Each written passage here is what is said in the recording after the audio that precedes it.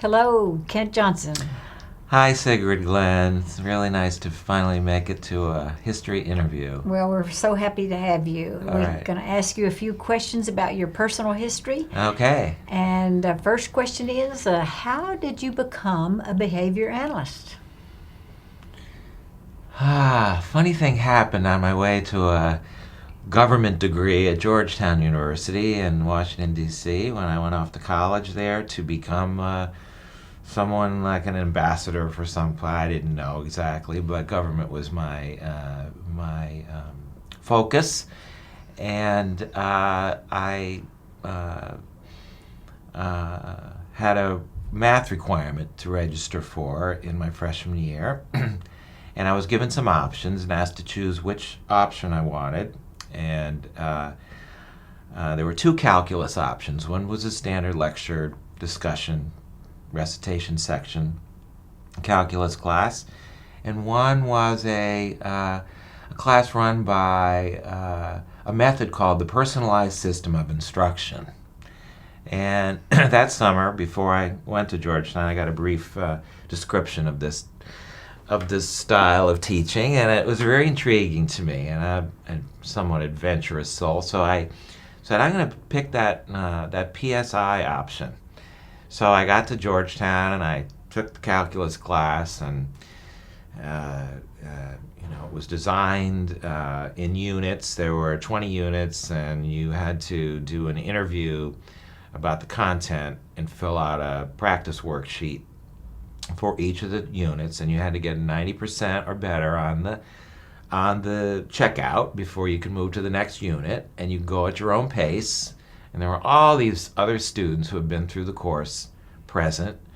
It was a very large class, but it felt really small. There were about 400 of us, and it felt like I was in a class of 50. You spent time with proctors who could explain the material that you read in the textbook, and if you wanted to, or you could do your checkouts and have a conversation about calculus, and make sure you could complete all the exercises and move to the next one. And I was done by Halloween, and I had my A, and I was just loved the method. And I asked the teacher, the math teacher, Barbara Reese, I asked, Barbara, how did you invent this teaching method? And she said, no, the people over in psychology, you should go over and talk to them if you're really interested. And it's Charles Furster, and they'll tell you all about it. So I went over to psych, and then I met all the behavior analysts that were in the department. It was a psychology department, so it wasn't all behavior analysts, but I did meet the several who were. And next thing I know, I'm a psych major. So that leads me to my next question, which is what was it like to be a behavior analyst at that time and in that place?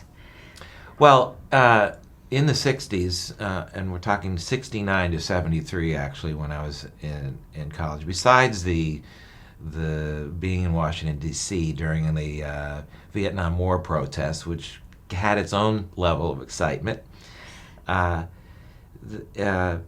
operant conditioning was really the ascendant psychology at the time. There was very little of what we now call cognitive psychology around. There was so much literature. It was an exciting time. I felt like I was part of a fairly new field, whose major spokesman, founder, was still alive, Fred Skinner. He would come to campus. Fred Keller, who was the mentor of Charles Furster and later Gil Sherman, they were all still alive and kicking and just convincing the world. And and it was also an exciting time in the 60s. We were all about saving the world. So it was like better living through behaviorism, as Dick Malott would say on his bumper stickers he'd hand out to students, and it was just a remarkable time in our field. you're lucky to have been there at that time. Oh, are you not? I'm so lucky. So after you completed your degree and you went on to your PhD at Massachusetts. Yes, at right? University of Massachusetts Amherst. I remember I was trying to figure out which of the 5 or 7 or so behavior analysis oriented psych departments I wanted to study in. And really, who did I want to study with? And so when I was a kid, and I do want to get back to what I was doing when I was a kid that's related to this, believe it or not. I was interested in getting back into working with children and teaching kids. I had done a whole lot of research on PSI, actually, with people at Georgetown and later in graduate school. But I did want to work with somebody who was doing this kind of work with children. And Psychology Today came out with a special issue called The Behavior Shapers at Work. And it was 1972. And Psychology Today as a magazine was very popular at the time. It's still around. You still see it at the checkout counters in stores and things. But it really was a big deal. So we all had subscriptions to that. And the Behavior Shapers that worked had a description of 42 different behavior analysts who were kind of in the top 40 plus 2 of people doing that work. And so I read each column. It was a fabulous way to decide where to go to school. And I read each of the columns related to each person. And Beth Sulzer-Azaroff, then Beth Sulzer, was one of the people described. And I said, she had been doing a lot of work in the token economy with children. And she worked with children in inner city schools and children with poverty. She was actually had been an elementary school teacher in Harlem before she followed her husband into higher ed. Her husband, Ed Sulzer, was a big behavior analyst as well. And so I went and studied with her. I applied to UMass, and I also applied to another big department, was Kansas. I really had should I go to the University of Kansas? Should I go to work with Beth instead? But I finally picked to work with Beth. Well, you said a minute ago about your early interest in children. Leads me to my next question, which is relates to your career that you did over time. And of course, it does have to do with working with children. Can you tell us how that came about?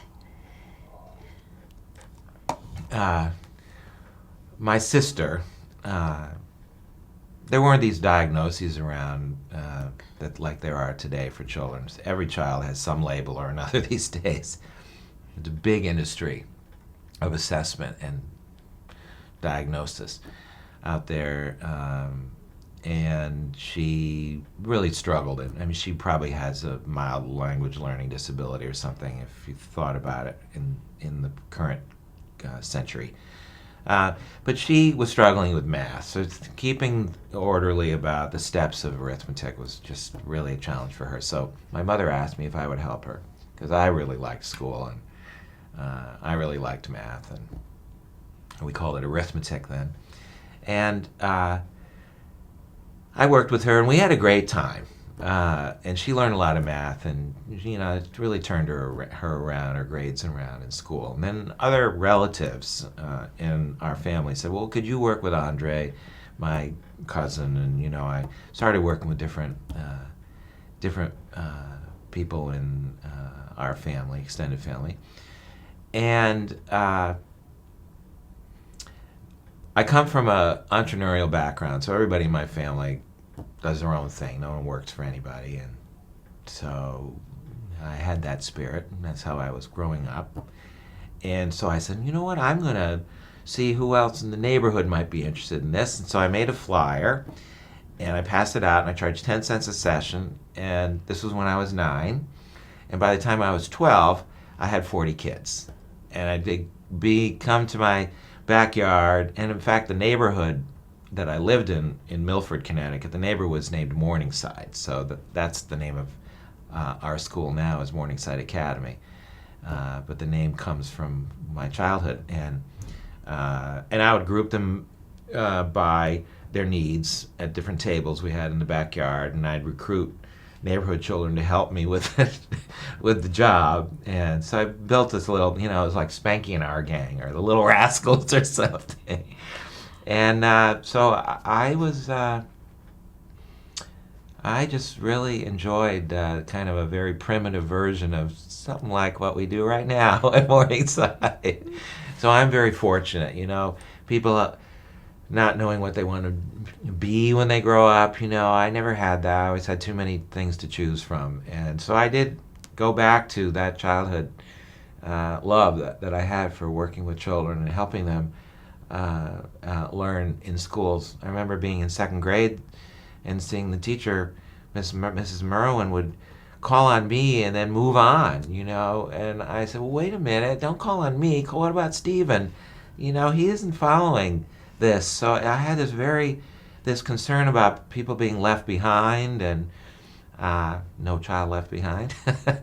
And so all of that has really come to fruition for me in my, but now I have a technology of behavior analysis to really make this shine. So you worked pretty much all your career at Morningside, developing it, creating it, developing the technology. And out of all the things you've done, which have been many since I've known you, what would you like to be remembered for? What aspect of your work?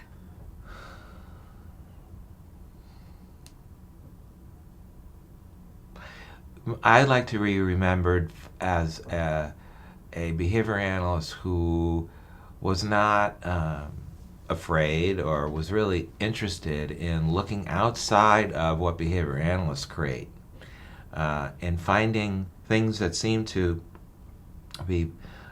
work that exist outside of a behavioral framework and incorporating them in a translation of what that is. Anything that's effective can be understood behavior analytically.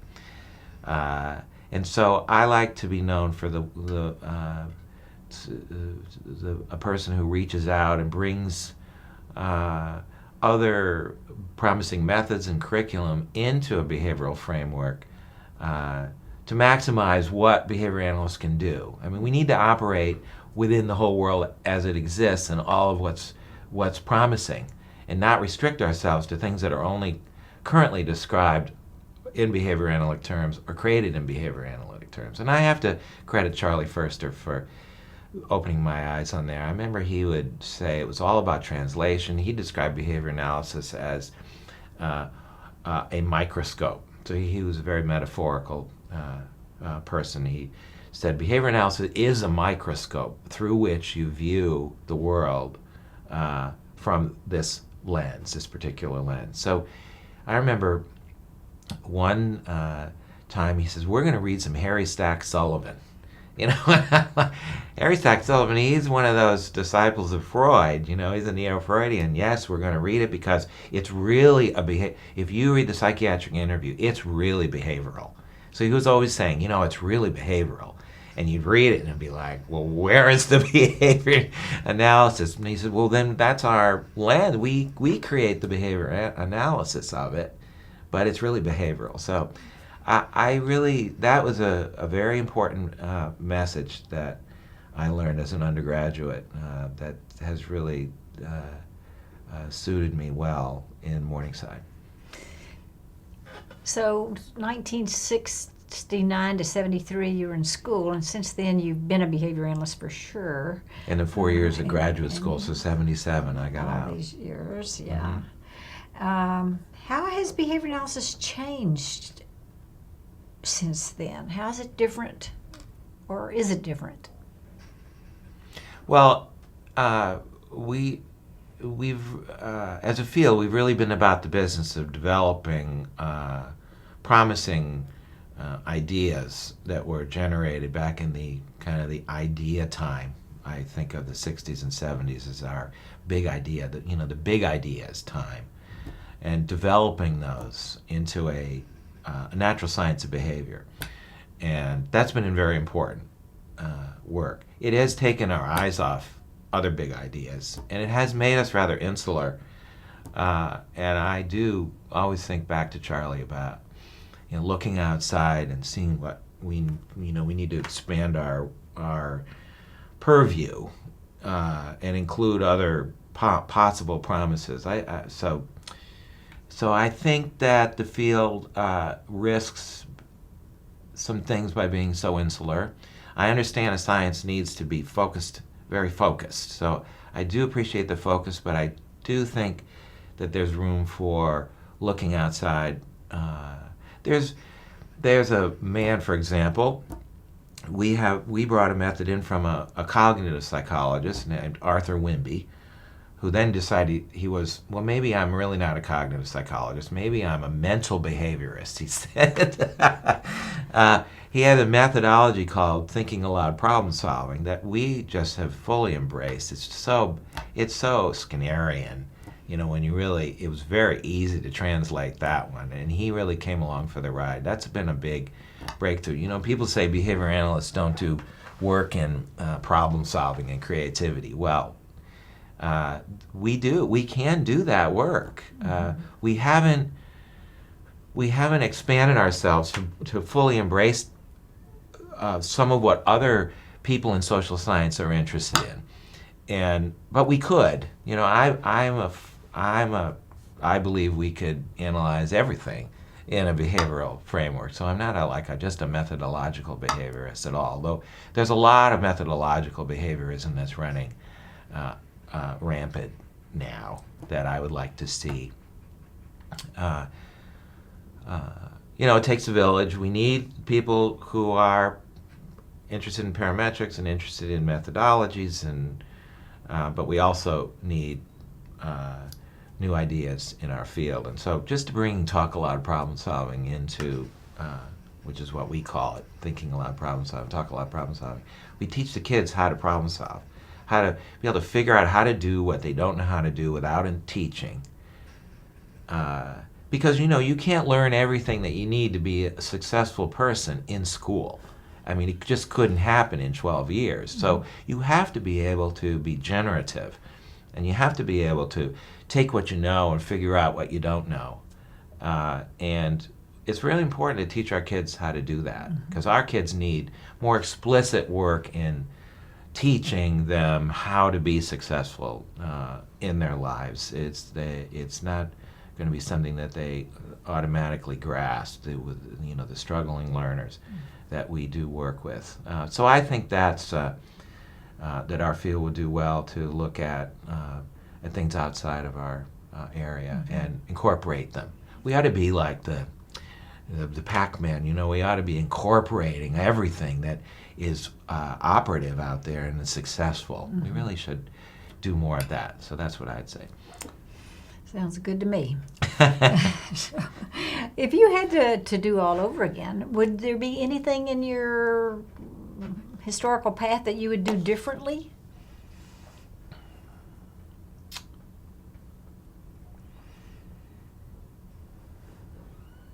Well, I'm tempted to say I wish I wasn't so naive about business when I just launched into Morningside at 27 with my MasterCard and my banker who had a child who needed tutoring, who sympathized with me and gave me a little money to get started. I mean, it was a long haul in those 10 years. So when I think about what would I do differently, the first thing that I think about is what can I offer to other behavior analysts, younger behavior analysts, and that would be some more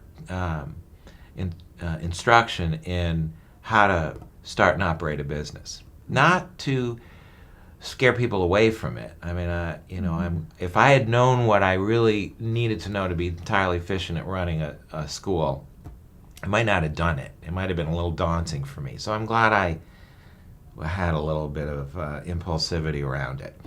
But the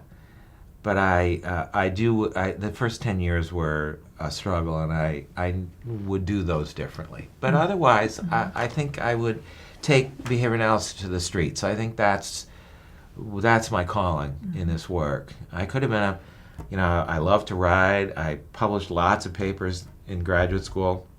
I could have done the university academic thing, but I just think my calling was taking it to the streets and helping kids.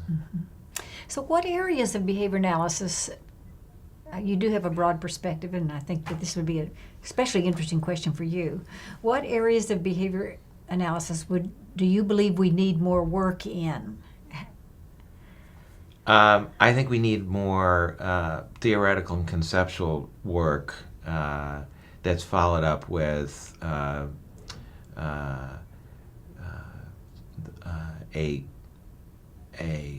immediately followed up with a quest for making a technology, experimenting with big ideas in a technological framework is, I guess that's how I would capture what I'd like to see more of. Not just conceptual analyses, but very pragmatically implications of those for on-the-ground work that we do.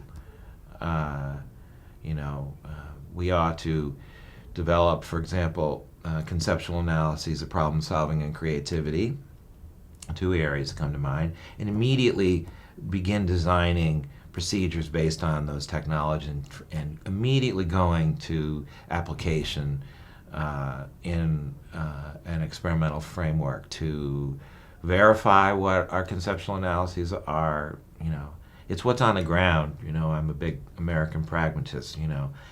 What's good, what's true, and what's good is what works. And we ought to, already there are conceptual analyses that kind of stay dangling in our body of writing in behavior analysis, and we ought to be experimenting with how to bring those to the ground, to the street level.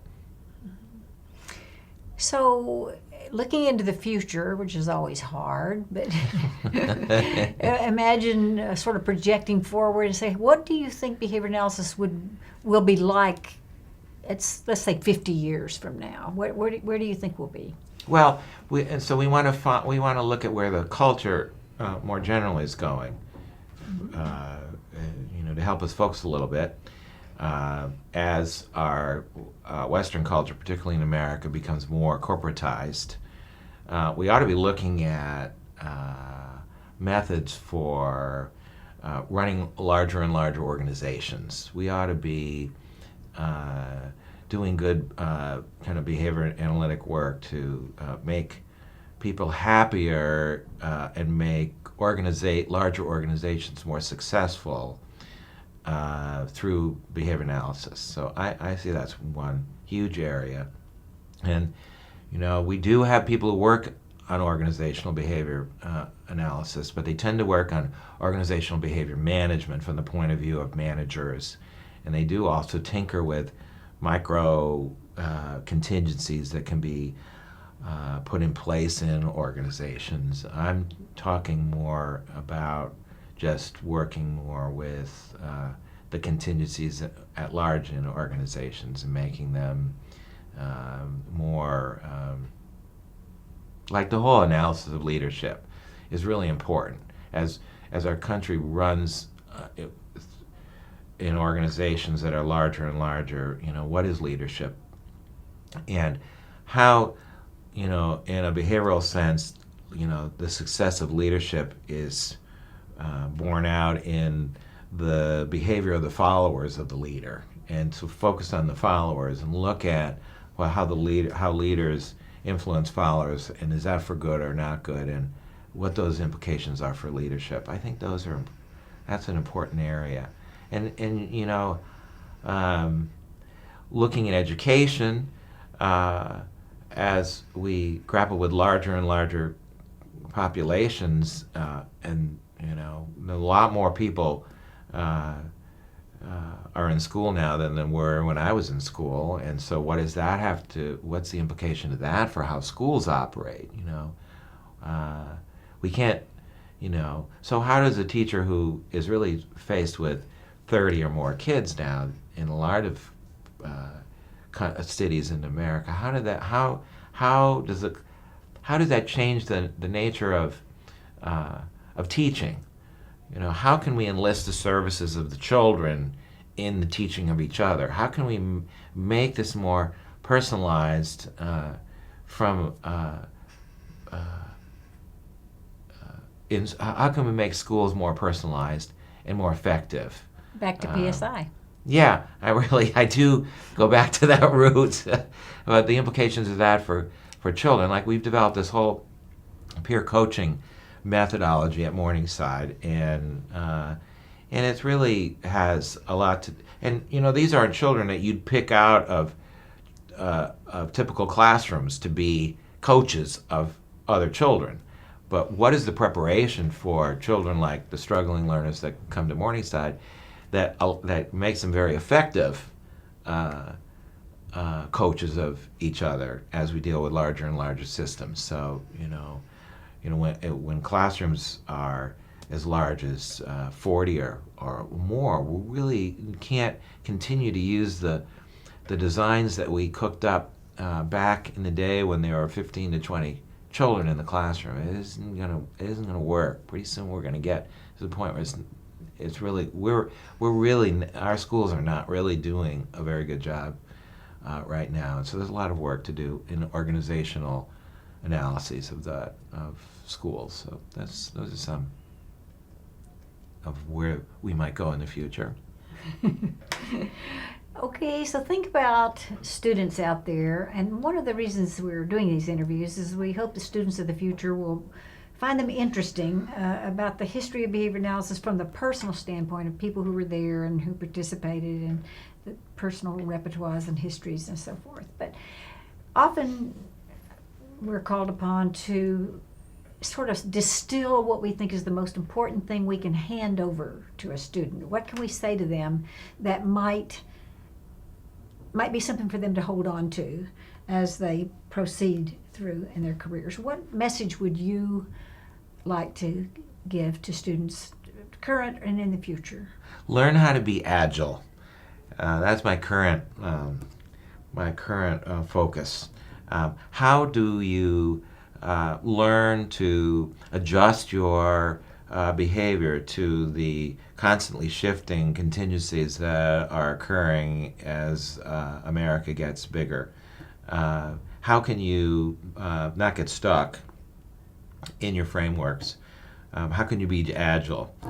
How can you quickly adapt to the changing contingencies that are occurring in your now in your school life and then later in your career life, and not do it the old way, because the old way is a different context than the new way. So agility is a really important goal, I think, for our students in behavior analysis to adapt to. How can you adapt to the world and bring behavior analysis along with you? I think that's very important. Well, thank you, Kent. That was most interesting. I enjoyed it very much. Oh, I enjoy it too. Anytime, Sigrid.